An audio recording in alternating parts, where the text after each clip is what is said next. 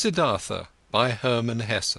Translated by Günter Olsch, Anke Dreyer, Amy Coulter, Stefan Langer and Semyon Chichenets. And read by Adrian Pretzelis. Chapter 12. Govinda. Together with other monks, Govinda used to spend the time of rest between pilgrimages in the pleasure grove, which the courtesan Kamala had given to the followers of Gautama for a gift. He heard talk of an old ferryman who lived one day's journey away by the river, and who was regarded as a wise man by many. When Govinda went back on his way, he chose the path to the ferry, eager to see the ferryman, because, although he had lived his entire life by the rules, though he was also looked upon with veneration by the younger monks on account of his age and modesty, the restlessness and the searching still had not perished from his heart. He came to the river and asked the old man to ferry him over, and when they got off the boat on the other side, he said to the old man, "You're very good to us monks and pilgrims. You've already ferried many of us across the river. Aren't you too, ferryman, a searcher for the right path?" Quoth Siddhartha, smiling from his old eyes, "Do you call yourself a searcher, O venerable one, though you are already old in years, and are wearing the robe of Gautama's monks?" "It's true, I'm old," spoke Govinda, "but I haven't stopped searching. Never I'll stop searching, this seems to be my destiny. You too, so it seems to me, have been searching. Would you like to tell me something, O honourable one?" Quoth Siddhartha, "What should I possibly have to tell you, O venerable one? Perhaps that you're searching far too much, that in all that searching you don't find the time for finding." "How come?" asked Govinda. "When someone is searching," said Siddhartha, "then it might easily happen that the only thing his eyes still see is that which he searches for, that he is unable to find anything, to let anything enter his mind, because he always thinks of nothing but the object of his search, because he has a goal, because he is obsessed by the goal. Searching means having a goal, but finding means being free, being open, having no goal. You, O venerable one, are perhaps indeed a searcher, because striving for your goal, there are many things you don't see which are directly in front of your eyes." "I don't quite understand yet," said Govinda. "What do you mean by this?" Quoth Siddhartha, "A long time ago, O venerable one, many years ago, you've once before been at this river, and have found a sleeping man by the river, and have sat down with him to guard his sleep. But, O Govinda, you did not recognize the sleeping man. Astonished, as if he had been the object of a magic spell, the monk looked into the ferryman's eyes. 'Are you Siddhartha?' he asked with a timid voice. 'I wouldn't have recognized you this time as well. From my heart I'm greeting you, Siddhartha. From my heart I'm happy to see you once again. You've changed a lot, my friend, and so you've now become a ferryman.' In a friendly manner, Siddhartha laughed. 'A ferryman, yes. Many people, Govinda, have to change a lot, have to wear many a robe. I am one of those, my dear. Be welcome, Govinda, and spend the night in my hut.' Govinda stayed the night in the hut and slept on the bed which used to be Vasudeva's bed. Many questions he posed to the friend of his youth, many things Siddhartha had to tell him from his life. When in the next morning the time had come to start the day's journey, Govinda said, not without hesitation, these words: "Before I'll continue my path, Siddhartha, permit me to ask one more question. Do you have a teaching? Do you have a faith or a knowledge you follow, which helps you to live and to do right?" Quoth Siddhartha, "You know, my dear, that I already as a young man in those days when we lived with the penitents in the forest started to distrust teachers and teachings and to turn my back to them. I have stuck with this. Nevertheless, I have had many teachers since then. A beautiful courtesan has been my teacher for a long time, and a rich merchant was my teacher, and some gamblers with dice.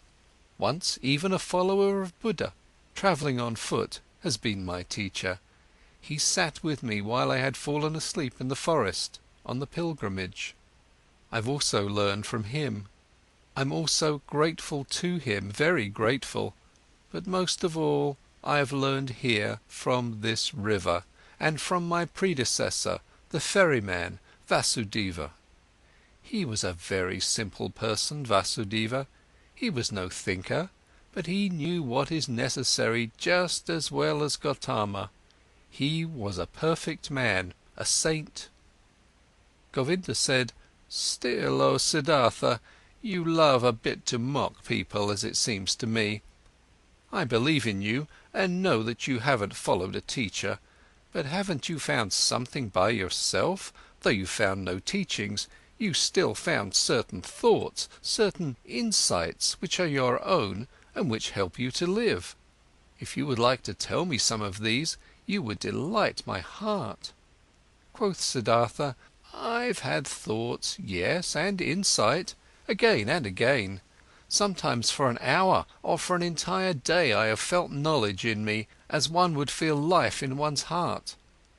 There have been many thoughts, but it would be hard for me to convey them to you.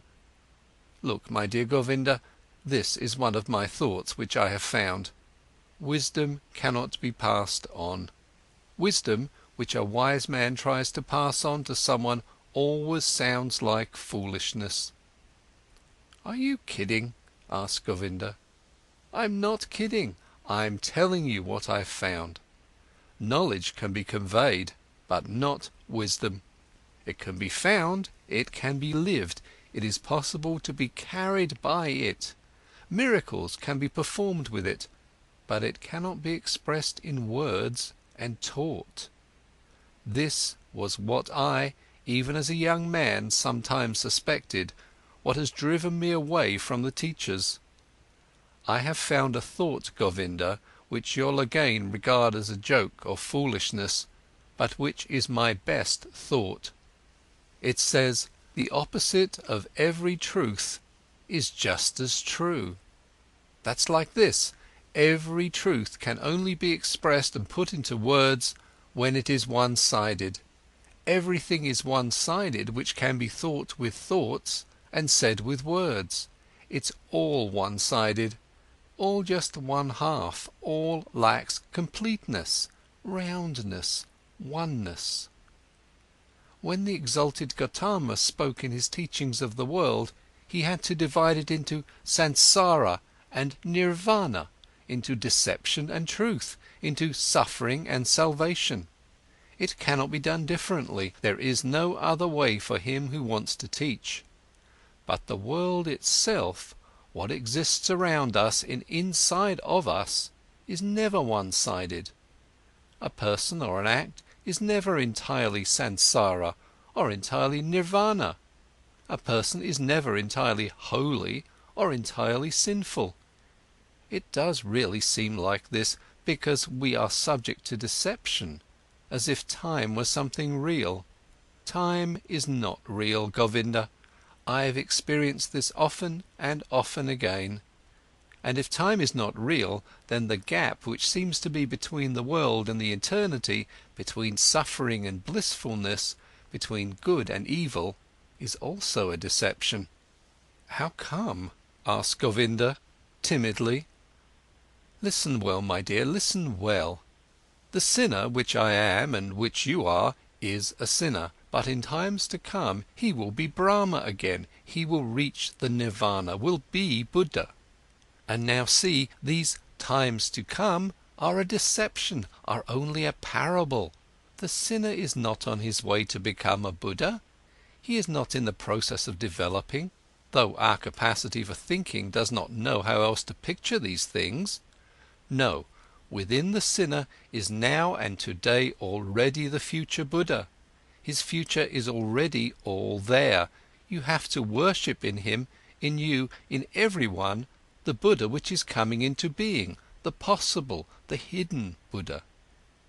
The world, my friend Govinda, is not imperfect or on a slow path towards perfection. No, it is perfect in every moment. All sin already carries the divine forgiveness in itself. All small children already have the old person in themselves. All infants already have death. All dying people, the eternal life.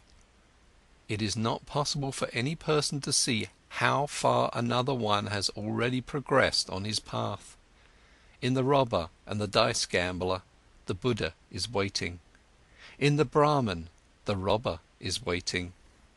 In deep meditation, there is the possibility to put time out of existence, to see all life which was, is, and will be, as if it was simultaneous. And there everything is good, everything is perfect, everything is Brahman. Therefore I see whatever exists as good. Death is to me like life, sin like holiness, wisdom like foolishness. Everything has to be as it is, everything only requires my consent, only my willingness, my loving agreement to be good for me, to do nothing but work for my benefit, to be unable to ever harm me.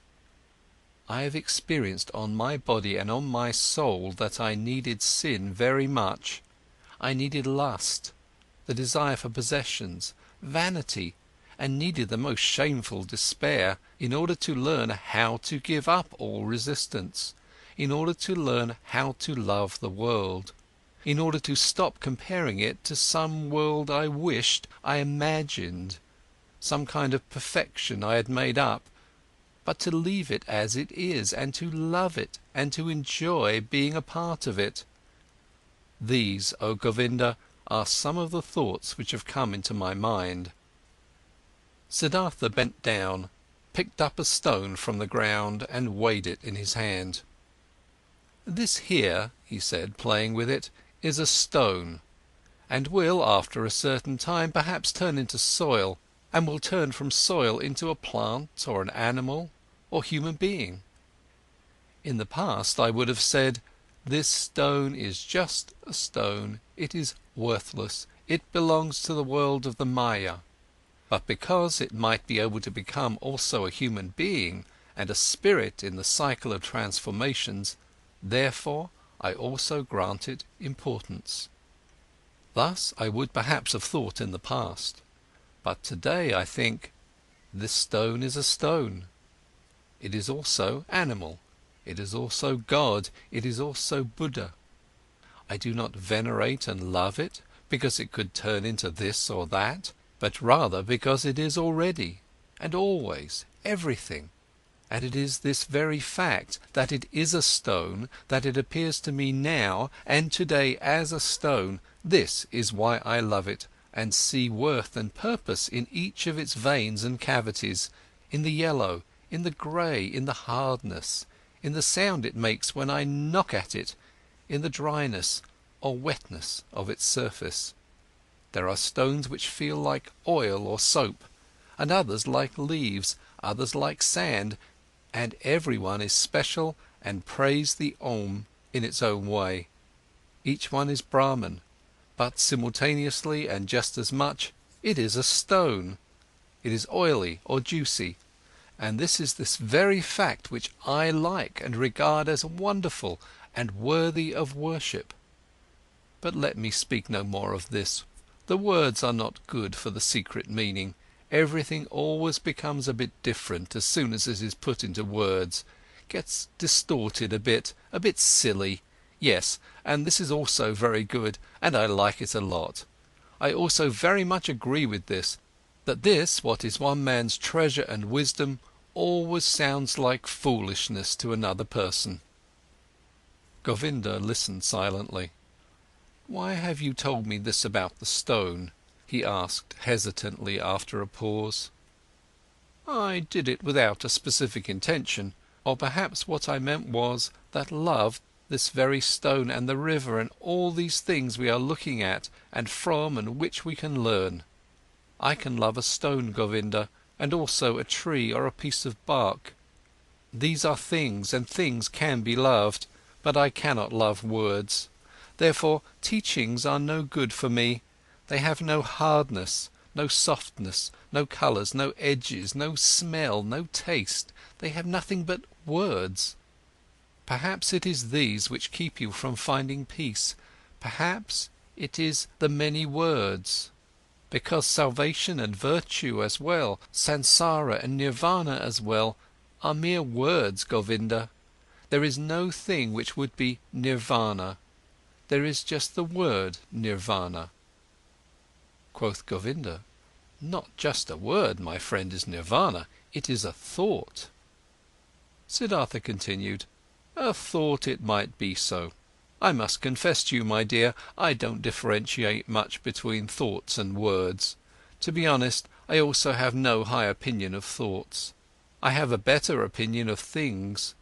Here on this ferry boat, for instance, a man has been my predecessor and teacher, a holy man who has for many years simply believed in the river, nothing else.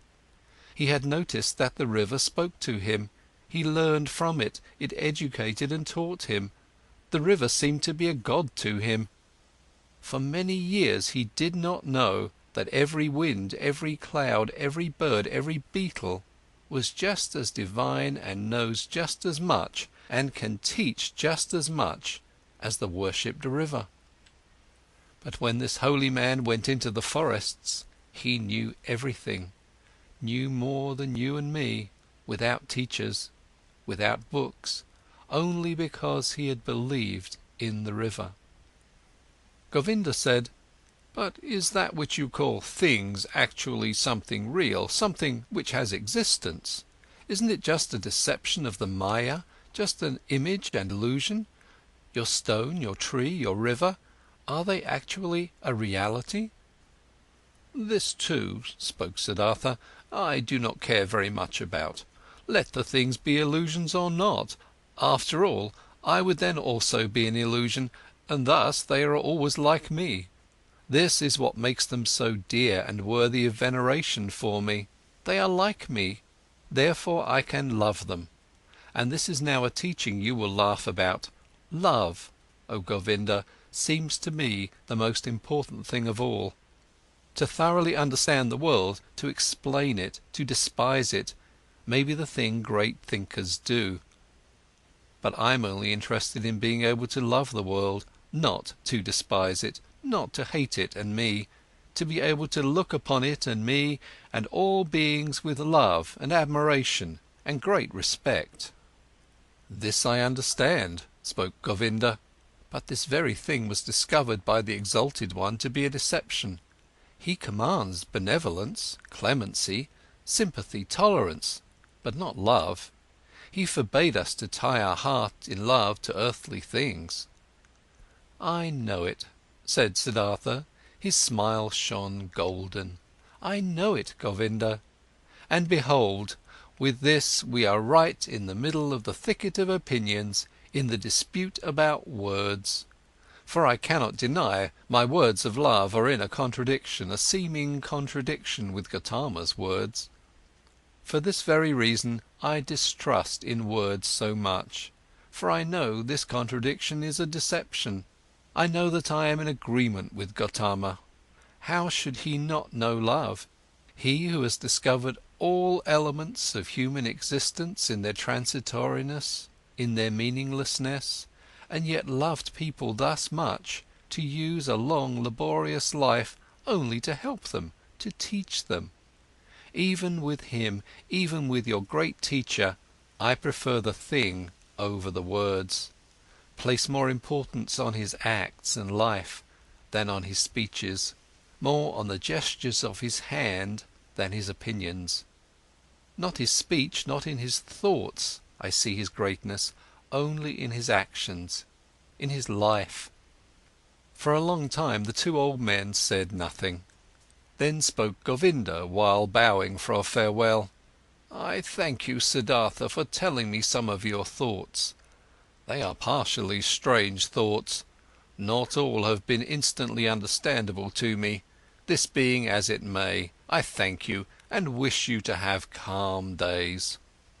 But secretly he thought to himself, this Siddhartha is a bizarre person, he expresses bizarre thoughts, his teachings sound foolish.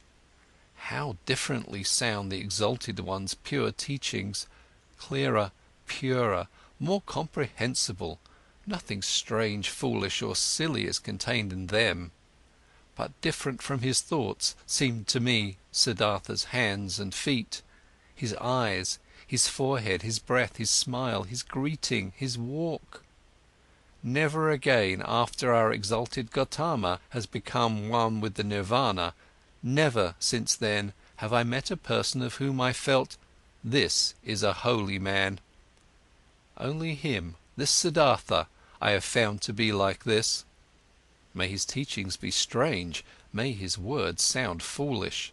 Out of his gaze and his hand, his skin and his hair, out of every part of him, shines a purity, shines a calmness, shines a cheerfulness and mildness and holiness, which I have seen in no other person since the final death of our exalted teacher. As Govinda thought like this, and there was a conflict in his heart, he once again bowed to Siddhartha, drawn by love. Deeply he bowed to him, who was calmly sitting. "Siddhartha," he spoke, "we have become old men. It is unlikely for one of us to see the other again in this incarnation. I see, beloved, that you have found peace. I confess that I haven't found it. Tell me, O honourable one, one more word. Give me something on my way which I can grasp, which I can understand.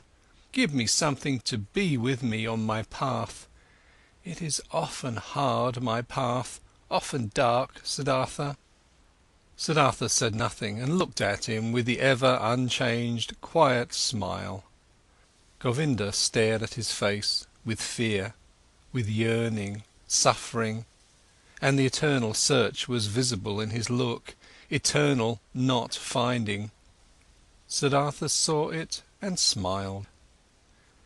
"Bend down to me," he whispered quietly in Govinda's ear. "Bend down to me. Like this, even closer, very closer. Kiss my forehead, Govinda." But while Govinda, with astonishment and yet drawn by great love and expectation, obeyed his words, bent down closely to him and touched his forehead with his lips, something miraculous happened to him. While his thoughts were still dwelling on Siddhartha's wondrous words, while he was still struggling in vain and with reluctance to think away time, to ignore nirvana and samsara as one, while even a certain contempt for the words of his friend was fighting in him against an immense love and veneration, this happened to him. He no longer saw the face of his friend Siddhartha. Instead, he saw other faces, many, a long sequence, a flowing river of faces, of hundreds of thousands, which all came and disappeared, and yet all seemed to be there simultaneously, which all constantly changed and renewed themselves, and which were still all Siddhartha. He saw the face of a fish, a carp, with infinitely painful opened mouth, the face of a dying fish with fading eyes. He saw the face of a newborn child, red and full of wrinkles, distorted from crying. He saw the face of a murderer. He saw him plunging a knife into the body of another person. He saw, in the same second, this criminal in bondage, kneeling, and his head being chopped off by the executioner with one blow of his sword. He saw the bodies of men and women, naked in positions and cramps of frenzied love.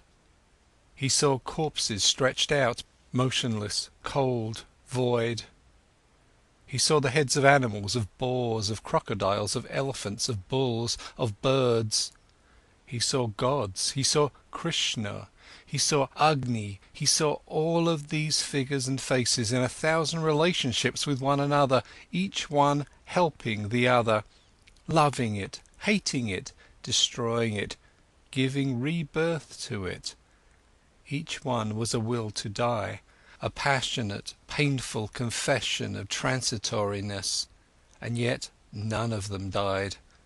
Each one only transformed, was always reborn, received evermore a new face, without any time having passed between the one and the other face. And all of these figures and faces rested, flowed, generated themselves, floated along and merged with each other, and they were all constantly covered by something thin, without individuality of its own, but yet existing like a thin glass or ice, like a transparent skin, a shell or mould or mask of water. And this mask was smiling. And this mask was Siddhartha's smiling face, which he, Govinda, in this very same moment touched with his lips. And Govinda saw it like this smile of the mask, this smile of oneness above the flowing forms, this smile of simultaneousness above the 1,000 births and deaths. This smile of Siddhartha was precisely the same, was precisely of the same kind as the quiet, delicate, impenetrable, perhaps benevolent, perhaps mocking, wise, 1,000-fold smile of Gautama the Buddha, as he had seen it himself with great respect 100 times. Like this, Govinda knew, the perfected ones are smiling. Not knowing any more whether time existed, whether the vision had lasted a second or 100 years, not knowing any more whether there existed a Siddhartha, a Gautama, a me and a you, feeling in his innermost self as if he had been wounded by a divine arrow, the injury of which tasted sweet, being enchanted and dissolved in his innermost self, Govinda stood still for a little while, bent over Siddhartha's quiet face, which he had just kissed, which had just been the scene of all manifestations, all transformations, all existence. The face was unchanged. Under its surface, the depth of the 1,000-foldness had closed up again. He smiled sweetly, smiled quietly and softly, perhaps benevolently, perhaps very mockingly, precisely as he used to smile, the exalted one. Deeply Govinda bowed. Tears he knew nothing of ran down his old face. Like a fire burnt the feeling of the most intimate love, the humblest veneration in his heart. Deeply he bowed, touching the ground before him who was sitting motionlessly, whose smile reminded him of everything he had ever loved in his life, what had ever been valuable and holy to him in his life. End of chapter 12 and end of Siddhartha by Hermann Hesse. Read by Adrian Pretzelis in Santa Rosa, California, June 2008.